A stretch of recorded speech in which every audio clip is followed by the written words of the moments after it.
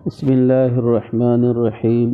رسول اللہ صلی اللہ علیہ وآلہ وسلم نے سحری کو اس امت کی امتیازی شان قرار دے کر اس کو پیغمبروں کی سنت قرار دیا ہے اور روزہ رکھنے والوں کے لیے معین اور مددگار قرار دیا ہے، تو لہٰذا سحری میں تاخیر یہ سنت رسول اور سنت ہے۔ ہاں، اگر طلوع فجر کا اندیشہ ہو تو پھر کھانا پینا چھوڑ دینا مناسب ہے، لیکن اگر کسی نے اس کے باوجود بھی کھانا پینا چھوڑ نہیں دیا تو روزے پر کوئی اثر نہیں پڑتا، لیکن کراہت بہر صورت موجود ہے۔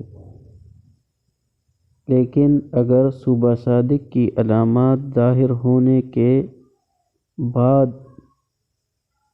بھی کھانا پینا اس روزہ دار نے نہیں چھوڑا اور غالب گمان اس روزہ دار کو یہ ہو کہ صبح طلوع ہو چکی ہے، تو امام ابو حنیفہ رحمہ اللہ کے نزدیک اس میں 3 قول ہے، لیکن راجح اور محتاط قول کے مطابق ایسے شخص پر قضا لازم ہے۔ اس کے علاوہ روزے کی دوسری سنت وہ افطار ہے۔ تو میرے محترم دوستو، غروب آفتاب کے فوراً بعد افطار کرنے کو نبی کریم صلی اللہ علیہ وآلہ وسلم نے انبیاء کی سنت قرار دیا ہے اور فرمایا ہے کہ میری امت اس وقت تک خیر پر ہوگی جب تک افطار میں عجلت یعنی جلدی سے کام لے۔ ہاں، تاہم اگر آسمان ابر آلود ہو تو احتیاطاً تھوڑی تاخیر افضل ہے۔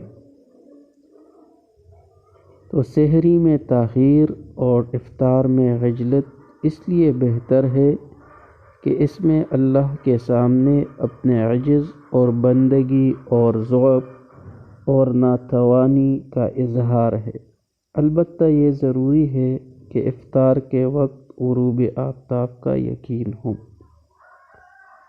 اس کے علاوہ مغرب کی نماز سے قبل افطار کرنا مسنون ہے۔ افطار کے وقت مسنون دعا اللہم انی لک صمت وبک آمنت وعلیک توکلت